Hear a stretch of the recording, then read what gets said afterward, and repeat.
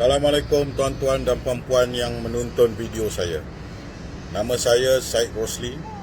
Di sini saya ingin bersuara sebagai rakyat Malaysia tentang isu kontroversi permasalahan dalam kepimpinan negara. Video ini saya akan buat pendek saja. Saya akan menyatakan luahan hati perasaan saya bahawa lihatlah wahai rakyat semua, betapa gilanya ahli-ahli politik ni, pemimpin-pemimpin politik ni, daripada segi keputusan mereka sentiasa berubah-ubah. Apa matlamat mereka? Adakah mereka hendakkan kuasa untuk membantu kita? Tidak. Mereka inilah ahli-ahli politik yang rakus, tamak gila kuasa tanpa mempedulikan nasib rakyat.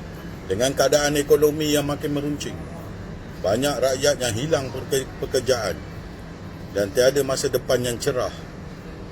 Orang-orang muda ramai yang tidak mempunyai pekerjaan.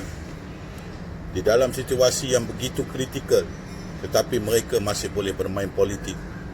Politik anjing namanya. Inilah dinamakan politik anjing. Mempermain-mainkan rakyat, mempermain-mainkan institusi Raja-Raja Melayu. Sekejap orang ini nak jadi PM, sekejap orang itu nak jadi PM, sekejap gabungan ini hendak orang ini jadi PM. Jadi inilah sikap perangai pemimpin politik negara, lebih hina daripada anjing-anjing jalanan.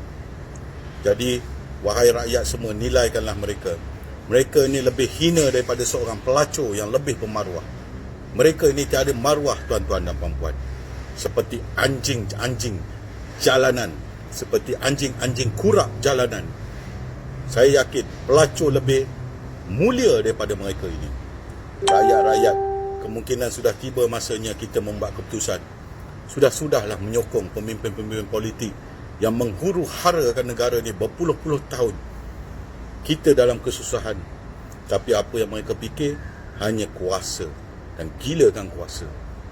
Mereka mempersendakan semua orang, termasuklah rakyat Raja-Raja Melayu. Sekian, terima kasih. Hi there. Hi there. Welcome Mr. Vlogger Sabatu. Thank you for inviting me. Vlogger Sabatu is a new creator channel at YouTube. Please help him reach 1,000 subscribe and 4,000 hours watching time. Thank you to all supporter. Help me grow my channel. Thank you for subscribe my channel. Fight there. Bye-bye. Serenity. Bye-bye.